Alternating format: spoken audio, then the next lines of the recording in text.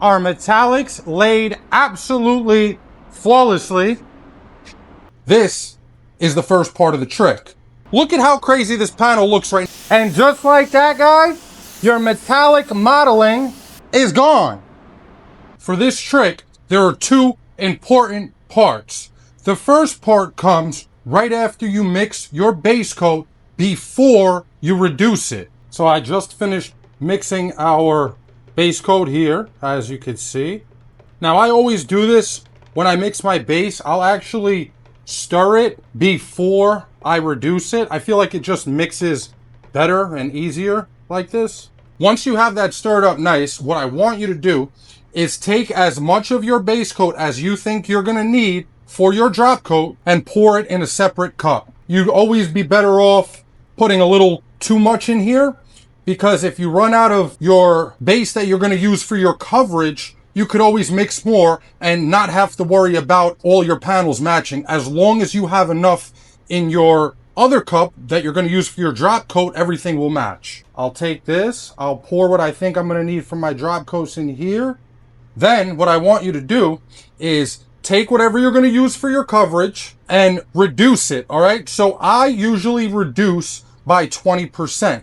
What I want you to do with your drop coat paint, this is probably too much, is reduce it less than you reduce your base normally. So if I reduce 20%, I'm going to reduce this by 12%, which is almost half. You don't want to go half. It's always better to start closer to your normal reduction and work your way down so you can find out how far you can go. I know with this, 15% wouldn't be an issue, so I'm going to go a little lower than 15%. I'm going to reduce this by 12%, then I'm going to take it and I'm going to put it to the side. Then we're going to go in there and we're going to start laying our coverage coats with our regularly reduced base coat.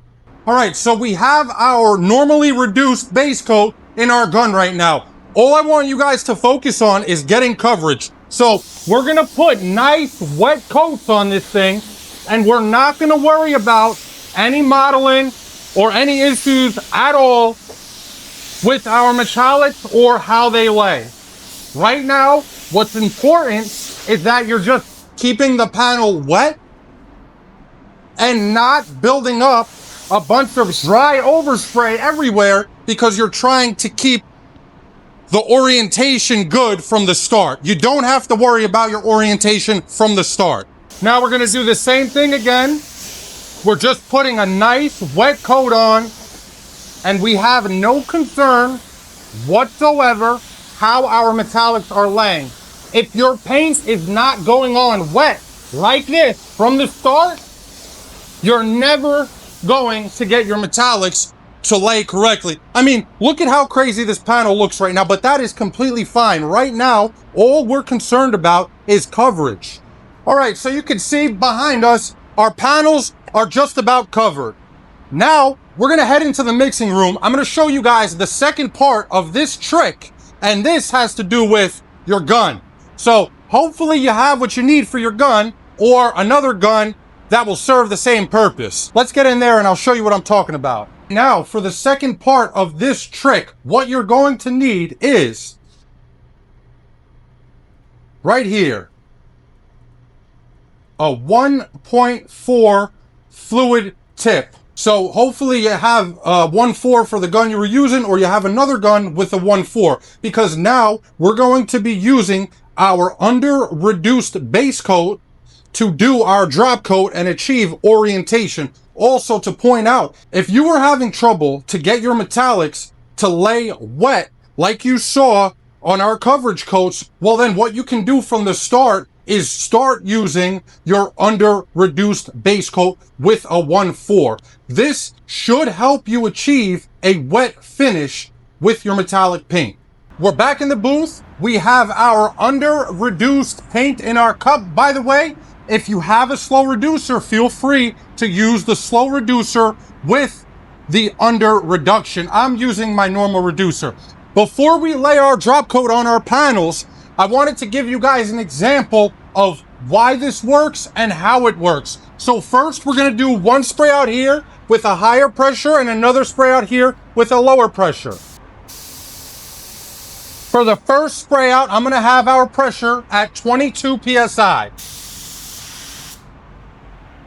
Now, for the second coat, I'm gonna lower us down to 14 PSI.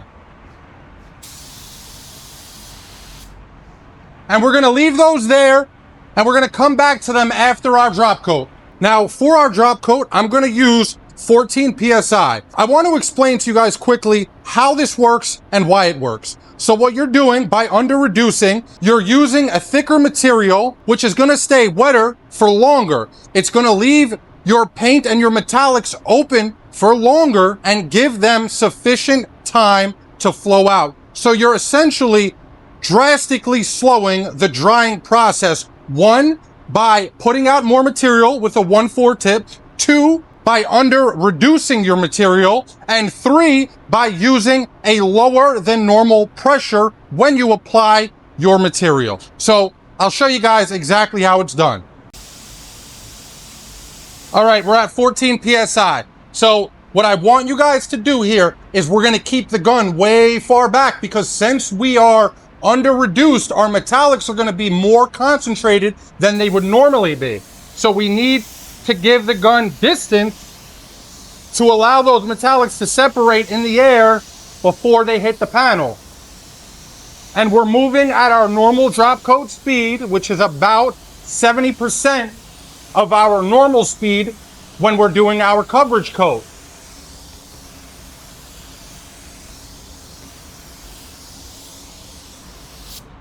And that is how you want your panel to look. Now, there's another thing you can do on top of this. If you're still not happy with how your panel looks after your drop coat, what you can do is go directly over that in the opposite direction. This is called a cross coat, and this will help you achieve an absolutely flawless metallic base coat. Just make sure whichever way you lay this panel, you lay the panel next to it the same way. So I would have to make my last pass on the other door the same way and my last pass on the quarter the same way. Because the direction of your metallics are just as important as getting them to lay flawless like that. So this was our higher pressure, this was our lower pressure. You see how our higher pressure is already drying and our lower pressure is still blue, which means that has a long way to go before it completely dries. And not only that, it's actually got a run in it, which demonstrates perfectly how much wetter the lower pressure paint was. And that is an absolutely perfect example of how and why this is gonna work for you. Now we'll do this one more time on this door. Nice and slow. And we're holding our gun back about a little over a foot, whereas normally I would probably be about 8 to 10 inches. But like I said, you need to give the metallic distance to allow them to separate before they hit the panel, since we're under reduced and they are so much more concentrated than they would be otherwise. If you don't give enough distance, essentially what could happen is you'll get a bunch of big clumps of metallic in some spots.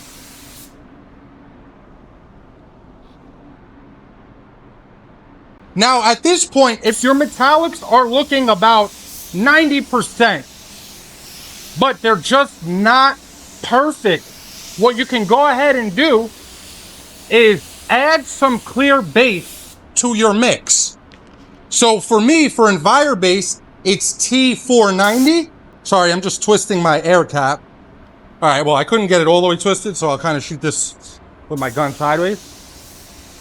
But if you add your clear base, that's gonna make your material a little thicker. Also, in most paint lines, your clear base is designed to stay wetter for longer because it's typically used, you apply your pearls or your tri-coats. And the reason for that is because they, just like metallics, need time to flow out. This way, you don't have a bunch of blotches of pearl sitting everywhere on your beautiful 3-stage car. Now, believe it or not, just because our panels look like this, it doesn't mean we're out of the woods yet. There's still something very important that I want you to do when you're applying your clear coat. Before your first wet coat of clear, here's what I want you guys to do. You're gonna lower your pressure. I'm probably around 15 psi, and you're going to dust coat your panel. And after you dust coat your panel, you want to give it about half of your normal flash off time. But since I have a few parts in here, what I can do is do my dust coat, and then as soon as I finish dust coating my last panel, which is my fender, I can go back to my quarter and lay it.